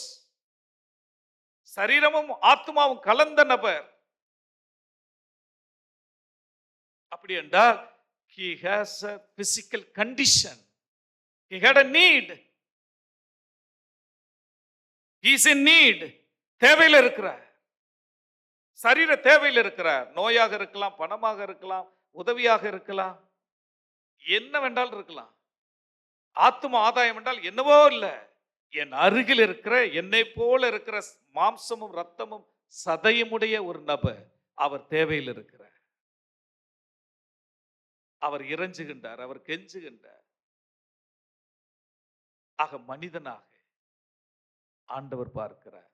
எந்த ஜாதி அல்ல, எந்த இனம் அல்ல, ஏதோ ஒண்ணு அல்ல, அவனுடைய சரீர தேவைகளை உணர்ந்து நீங்கள் நானும் அவருடைய தேவைகளை சந்திப்பது, அவரிடத்தில் அன்பு கூறுவது. அப்படித்தானே மிஷனரிமார்கள் நம்மை அன்பு கூர்ந்தார், அப்படித்தானே கடவுள் அன்பு கூர்ந்தார். ஆக உண்மையான ஆராதனை என்பது கடவுளுடைய அன்பை புரிந்து கொள்வது. அன்பு என்றால் என்ன என்று புரிந்து கொள்வது. உண்மையான ஆராதனை என்பது நான் வணங்குகின்ற கடவுள் யார் என்று புரிந்து கொள்வது. அவர் என்ன எதிர்பார்க்கிறார்? What is is purpose? எதற்காக நான் ஞாயிற்றுக்கிழமை ஆலயத்துக்கு வர்றேன்? What is the purpose of worship? Unless we understand God, the knowledge of God, we cannot worship God. கடவுளை எப்படி ஆராதிக்க முடியும்? It's a false image. It's a விக்கிரக ஆராதனை. The definition of neighbor, என்னுடைய அயலகத்தார், நான் நேசிக்க வேண்டிய நபர் யார் என்று நான் புரியாதபடிக்கு நான் ஆண்டவரையும் ஆராதிக்க முடியாது, ஆண்டவர் எதிர்பார்க்கிற சேவைகளையும் செய்ய முடியாது. அப்படிப்பட்ட கிருபைகளை இந்த நாளில் சகல பரிசுவான்கள் ஆலயத்துள்ள இறைமக்களும் உள்ள ஒவ்வொருவருக்கும் தந்தருளாராக. பிதா குமாரன் பரிசுவின் நாமத்தினாலே ஆமென்.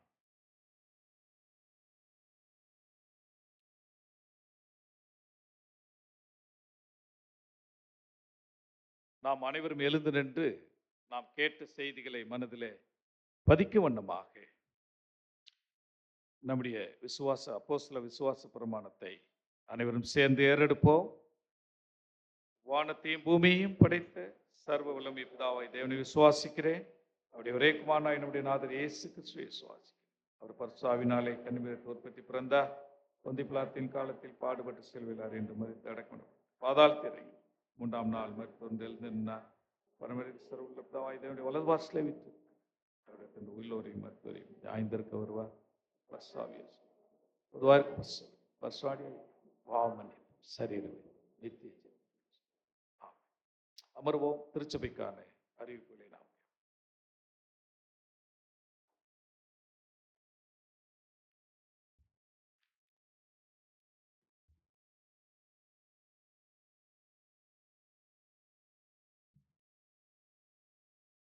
திருச்சபைக்கான அறிவிப்புகள்.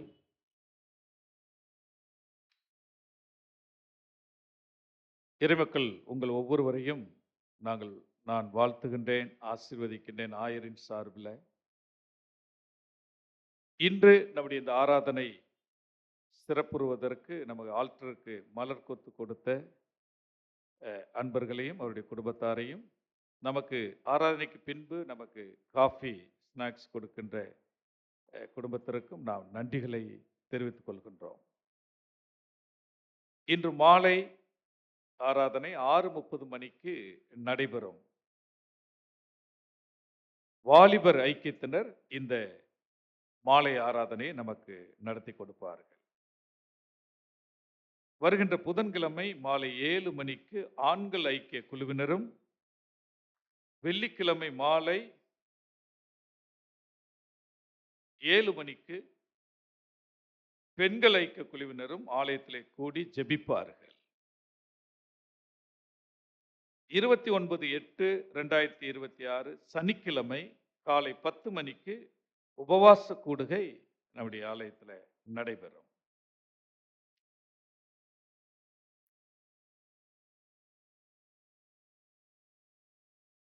பேராயருடைய ஆணைப்படி பேராயத்தில் உள்ள மிஷனரி ஒருவரை தாங்குமாறு நமது ஆலயத்திற்கு உத்தரவிட்டு இருக்கிறார்கள் என்பதை சபையாருக்கு தெரிவித்துக் கொள்கின்றோம். பேராயத்திலிருந்து வந்த ஆணை ஒரு மிஷனரியை தாங்க வேண்டும் என்று நமக்கு ஒரு சுற்றறிக்கை பேராயத்திலிருந்து வந்திருக்கிறது. அதை நீங்கள் யாரும் பார்க்க வேண்டும் என்றால் வாங்கி பார்த்துக்கொள்ளலாம். திருச்சபையார் கவனத்திற்கு கடந்த 26/7/2026 முதல் 30/8/2026 வரை நமது ஆலய உறுப்பினர்களாக தேர்வு செய்யப்பட்டவர்களை பெயர்களை நான் வாசிக்கின்றேன். திரு ஆசீர்வாதம் போஸ், திரு கிளாட்வின், திருமதி ஜெயந்தி விசுவாசம், திருமதி ரோஸ்லின் மோகன்குமார், திரு பச்சைக்கனி, திரு காமராஜ், இவர்கள் அனைவரும் கடந்த வாரம் நமது ஆலய உறுப்பினர்களாக தேர்ந்தெடுக்கப்பட்டிருக்கிறார்கள். இவர்கள் காணிக்கைகளை சேகரித்து எண்ணி எடுத்து குருசேக தலைவரிடம், சேர்மனிடம் கணக்கு ஒப்பித்து வருகிறார்கள். தொடர்ந்து இந்த ஞாயிறும் நமக்கு ஆராதனைக்கு பின்பு இந்த ஞாயிறும்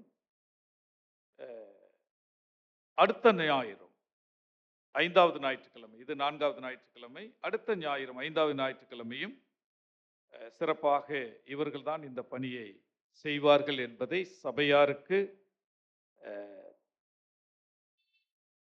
நமது ஆயர், திருச்சபையின் ஆயர் சேர்மன் தெரிவித்துக் கொள்கிறார். புதிதாக தெரிவு செய்யப்பட்டவர்கள் 1/9/2026 வருகிற செப்டம்பர் 1 தேதியிலிருந்து இந்த பொறுப்புகளை ஏற்பார்கள் என்பதையும் தெரிவித்துக் கொள்கின்றோம்.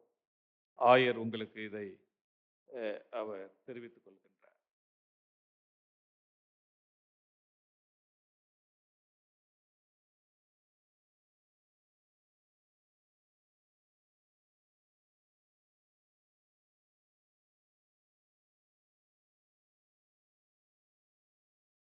கடந்த வார காணிக்கை விவரம்.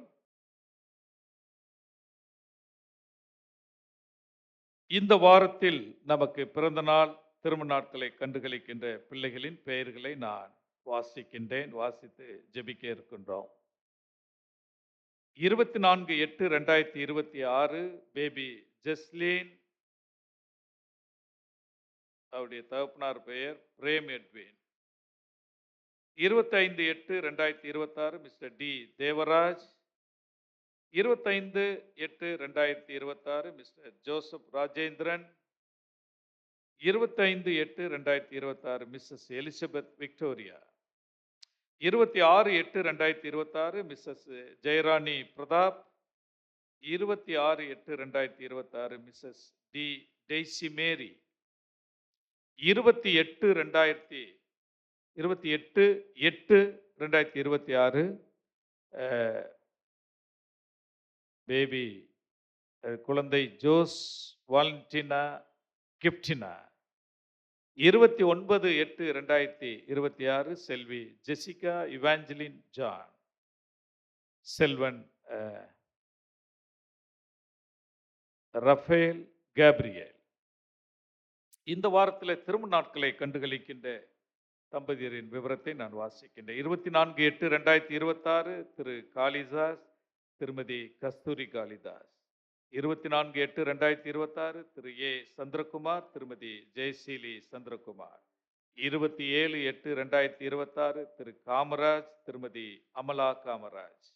இந்த வாரத்தில் பிறந்த நாட்களையும் திருமண நாட்களையும் கண்டுகளிக்கின்ற அருமை பிள்ளைகளை திருச்சபையின் அங்கத்தினராக நாம் அனைவரும் அவர்களை வாழ்த்துக்களை தெரிவித்துக் கொள்வோம். ஆண்டவர் தொடர்ந்து அவர்கள் ஒவ்வொருவரையும் குடும்பமாக ஆண்டவர் ஆசீர்வதித்து காப்பாராக.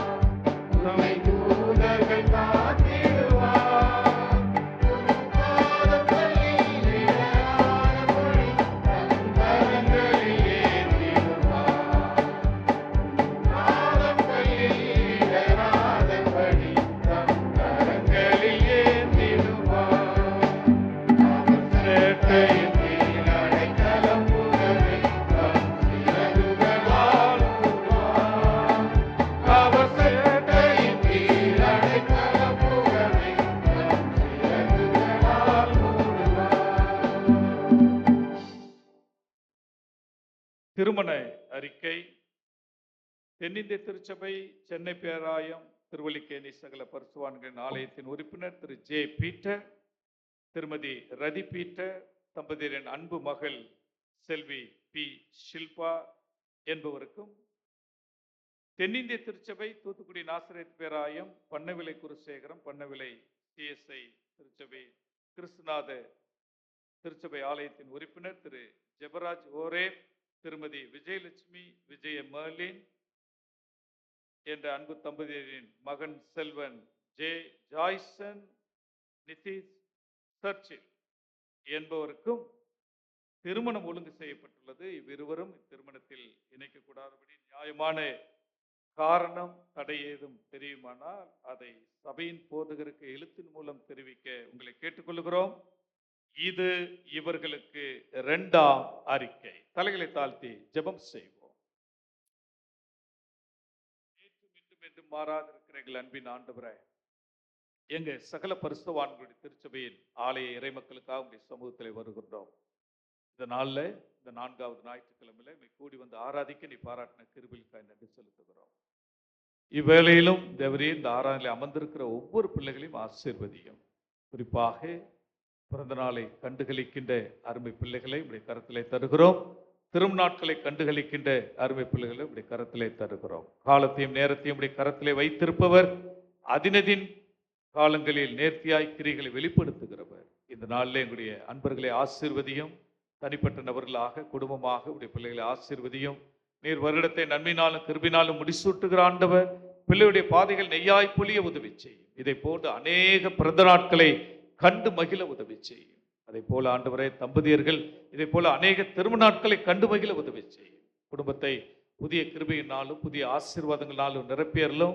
பிறந்த நாளில் கண்டுகளிக்கின்ற பிள்ளைகளை ஆண்டவரே நீர் ஆசீர்வதியும். செய்கின்ற வேலைகளை ஆசீர்வதியும். போக்குல வரத்தில் கூட இரும். எல்லா விதமான தீமைக்கும் பொல்லாப்புக்கும் உடைய பிள்ளைகளை விலக்கி பாதுகாத்துக் கொள்ளும். இதை போல அநேக பிறந்த நாட்களையும் அநேக திருமண நாட்களையும் கண்டு மகிழ உதவி செய்யும். இப்பொழுது நாங்கள் பெயர் வாசித்த திருமணத்தில் இணைய போகிற அருமை பிள்ளைகளை உடைய கரத்திலே தருகிறோம். 2 குடும்பமும் ஆண்டவரை ஒருமித்து இந்த பிள்ளையுடைய திருமணத்தில் ஒருமித்து உங்களுடைய நாம மகிமைக்காக இந்த திருமணத்தை நடத்த தேவரே அருள் புரிய வேண்டும் என்று ஜெபிக்கின்றோம். இந்த 2 பிள்ளைகளும் ஆண்டவரை கிறிஸ்துவின் அன்பில வேரோண்டி கட்டப்படவும், நல்ல சாட்சியாக, நல்ல ஆராதனைக்குரிய மக்களாக, தங்களுடைய அயலகத்துல பிறரை நேசிக்கக்கூடிய பிள்ளைகளாக, ஒரு சிறந்த குடும்ப கிறிஸ்தவ குடும்பமாக இவர்கள் உருவாக நீர் கிருபை செய்ய வேண்டும் ஜெபிக்கிறோம். பிள்ளைகள் இருவரையும் ஆசீர்வதியும். சரீர அளவிலே, மனதளவிலே, ஆவிக்குரிய நிலைகளில் இந்த பிள்ளைகளை வளர்த்திடும் சுவாமி. பரஸ்பரம் ஒருவரை புரிந்து கொள்ளவும், திருமண பந்தத்தில் இணையவும் நீர் கிருபை செய்யும். தொடர்ந்து இந்த 2 குடும்பங்களையும் ஆசீர்வதி. கொடுக்கல் வாங்கல் பேச்சு வார்த்தைகள்ல சுத்தம் இருக்க கிருபை செய்யும். தொடர்ந்து நடத்தும் சுவாமி. என்னுடைய திருச்சபை அன்பர்கள் ஒவ்வொருவரையும் இப்படி கருத்திலே தருகிறோம். தாராளே அமர்ந்திருக்கிற ஒவ்வொரு பிள்ளைகள், வயதானவர்கள், பலவீனங்களோடு போராடி கொண்டிருக்கிற பிள்ளைகளுக்கு கிருபைகளை அளித்தரலும். பலவீனத்திலே என் பலன் பூர்ணமாய் விளங்கும் என்று சொன்ன தேவன் உடைய பிள்ளைகளை உடைய பலத்தால் இடைக்கட்டும் சுவாமி. எடுத்துக்கொள்ளுகிற மருந்து மாத்திரைகள்ல, சிகிச்சைகளில் கர்த்தருடைய கிருபை இருக்கு. நோய்களில் போராடி கொண்டிருக்கிற பிள்ளைகளை ஆசீர்வதியும். சரியாக டயக்னோஸ் பண்ணப்பட்டு நல்ல ஆண்டவரே சிகிச்சை கிடைக்க நீ உதவி செய்யும். நல்ல மருந்து மாத்திரைகளை எடுத்து சுகமாக நீ உதவி செய்யும். சுகம் தாரும் சுவாமி. திருச்சபையில திருமணத்திற்காக காத்து கொண்டிருக்கிற பிள்ளைகள் ஏற்ற நேரங்களை வரனை தந்தரலும் சுவாமி. திருச்சபையில வேலைக்காக காத்து கொண்டிருக்கிற பிள்ளைகள் ஏற்ற நேரங்களில் நல்ல வேலைகளை கொடுத்தார். திருச்சபையில படித்துக் கொண்டிருக்கிற பிள்ளைகள் ஆண்டவரே, பள்ளிகளிலும் கல்லூரிகளிலும் படித்துக் கொண்டிருக்கிற பிள்ளைகளுக்கு பரத்திலிருந்து ஞானத்தை தாரும். ஒவ்வொரு கோர்ஸையும் நன்றாக முடிக்க நீ உதவி செய்வன் ஜெபிக்கிற சுவாமி. திருச்சபையில் இருக்கிற ஏழை மக்களை நாங்கள் நினைவு கூறுகிறோம். நேசிக்க, சேவை புரிய எங்களுக்கு உதவி செய்யும் சுவாமி. எங்களுடைய திருச்சபையில புதிதாய் பொறுப்பேற்க போகிற பிள்ளைகளை நாங்கள் ஆசீர்வதிக்கிறோம் சுவாமி. நாம மகிமைக்கா இந்த பிள்ளைகள் செயல்பட நீ கிருபை செய். உம்முடைய நோக்கத்தை நிறைவேற்றுகிற பிள்ளைகளாக செயல்பட நீ உதவி செய்யும் சுவாமி. திருச்சபை ஆயருக்காக, அம்மாவிற்காக, அவருடைய ஊழியர்களுக்காக, சுகபல ஜீவனுக்காக நாங்கள் ஜெபிக்கின்றோம். ஆசீர்வதி. இந்த சகல பரிசுத்தவான்களுடைய திருச்சபை இந்த பகுதியிலே சாட்சியாக கலங்கரை விளக்கமாக திகழறி உதவி செய்யும். ஒவ்வொருவரையும் ஆசீர்வதித்து அனுப்போம். தொடர்ந்து வழி நடத்து சுவாமி. கிருபைக்குள்ளாக வைத்துக் கொள்ளும். இயேசுவின் நாமத்தில் ஜெபிக்கிறவங்கள் நல்ல பிதாவே, ஆமென். மீண்டும் ஆண்டவருடைய நாம மகிமைக்காகவும் நம்முடைய காணிக்கைகளை நன்றிப்படையலாக செலுத்தும் வண்ணமாகவும் நான் அனைவரும் எழுந்து நின்று காணிக்கை பாடலாக ஆதாரம் நீதானையா என்ற பாடலை நாம் அனைவரும் சேர்ந்து பாடுவோம். அப்பொழுது நம்மை நம்முடைய காணிக்கைகளை ஆண்டவருக்கு படைப்போம்.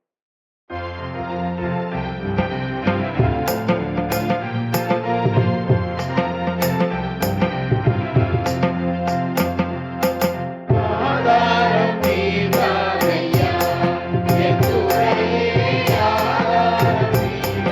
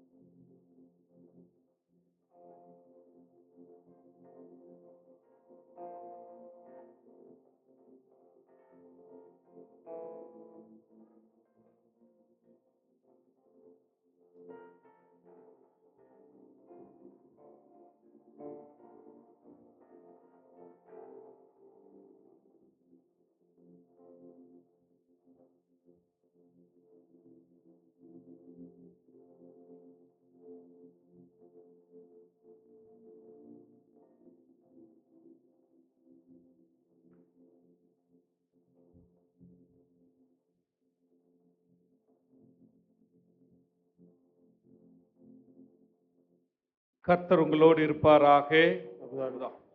ஜெபம் செய்வோம். கர்த்தாவே எங்களுக்கு இரங்கும், கர்த்தாவே எங்களுக்கு இரங்கும். பரமண்டக்கிற எங்கள் பிதாவே, உம்முடைய நாமம் பரிசுத்தப்படுவதாக, உம்முடைய ராஜ்யம் வருவதாக, உம்முடைய சித்தம் பரமண்டலத்திலே செய்யப்படுவதால் பூமியிலே செய்யப்படுவதாக.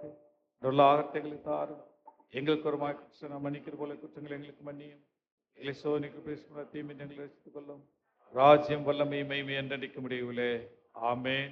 ஆண்டவரே, உமது இரக்கத்தை எங்களுக்கு காண்பியும். ஆண்டவரே, எங்களை ஆளுபவர்களை வழி நடத்தும். வரத்தில் இந்த ஞானத்தை கொடுத்தலும். உடைய பணிவிடைக்காருக்கு நீதியை திருப்பியும். ஆண்டவரே, உமது ஜனத்தை ரட்சியும். சுதந்திரத்தை ஆண்டவரே, எங்கள் காலத்தில் சமாதானத்தை தந்தரலும். கடவுளை, எங்கள் இருதயங்களை சுத்திகரியும். சமாதானத்துக்காக ஜெபம் செய்வோம். சமாதானத்துக்காக ஏக சிந்தி விரும்புவாய். கடவுளே, மெய் அறிவதை நித்திய ஜீவன்மை சேவிப்பதை மெய் சுயாதீனம் தேவரை தஞ்சமாக கொண்டிருக்கும் அடியலாகி நாங்கள் எந்த விரோடைய வல்லமைக்கு பயப்படாதிருக்கும்படி எங்கள் சத்துருக்கள் செய்த எல்லா பிரயாசத்திலும் எங்கள் ஆண்டவர் இயேசு கிறிஸ்து வல்லமினால் எங்களை காப்பாற்றியறலும். ஆமேன். தேவ கிருபைக்காக ஜெபம் செய்வோம். சர்வவல்லமையுள்ள நித்திய கடவுளே, இந்நாள் வரை எங்களை சுகமாய் நடத்தி வந்த பரமபிதாவாகிய ஆண்டவரே, இந்நாள் உமது மிகுந்த வல்லமையினால் எங்களை காப்பாற்றி நாங்கள் யாதொரு பாவத்துக்கு உட்படாமலும் விவிதமான மோசத்தாகப்படாமலும் உது பார்வைக்கு நீதியாக இருக்கிற எப்பொழுதும் செய்கிறதுக்கு நாங்கள் செய்கிற எல்லாவற்றையும் ஆளுகையினால் நடத்திட வேண்டும் என்று எங்கள் ஆண்டவர் இயேசு கிறிஸ்து மூலமாய் வேண்டிக் கொள்ளுகிறோம். இத்தருணத்தில் ஒருமனப்பட்டு உண்மை நோக்கி எங்கள் பொதுவான விண்ணப்பங்களை செய்ய எங்களுக்கு கிருபை அளித்த சர்வuள்ள கடவுளே, 2 பேராவது 3 பேராவது நாமத்தினாலே கூறி வருபவர்கள் கேட்கல அள்ளி செய்ய வேண்டும் வாக்களிக்கிறீரே. கர்த்தாவே, முதடியலாக எங்களுக்கு வேண்டிய நன்மைகள் உண்டாக எங்கள் விருப்பங்களை வேண்டுதலை இப்பொழுதே நிறைவேற்றி இம்மையிலே உம்முடைய சத்தியத்தை அறிகிற அறிவையும் மறுமையிலே நித்திய ஜீவன் எங்களுக்கு கட்டளையிட்டறலும். ஆமேன். தேவனுடைய இரக்கமுள்ள கிருபைக்கு பராமரிப்புக்கு உங்களை ஒப்புவிக்கிறோம். பிதா, குமாரன், பரிசுத்தாவியுமாகிய சர்வ வல்லமை பொருந்திய கடவுளை ஆசீர்வாதம் உங்களுக்குள்ளே இருந்து எப்பொழுதும் உங்களோடு நிலைத்திருக்க கடவது.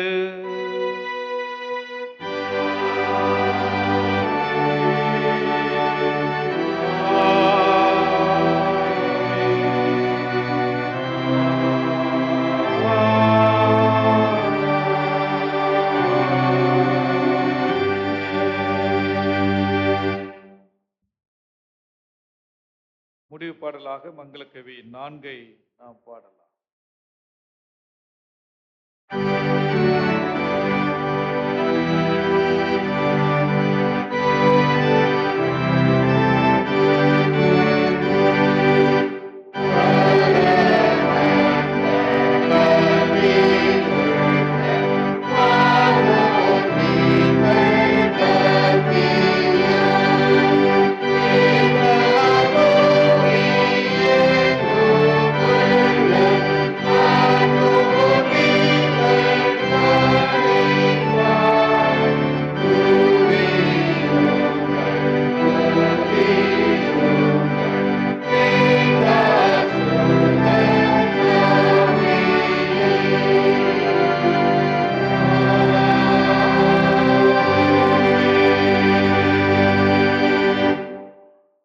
கர்த்தர் உங்களோடு இருப்பாராக.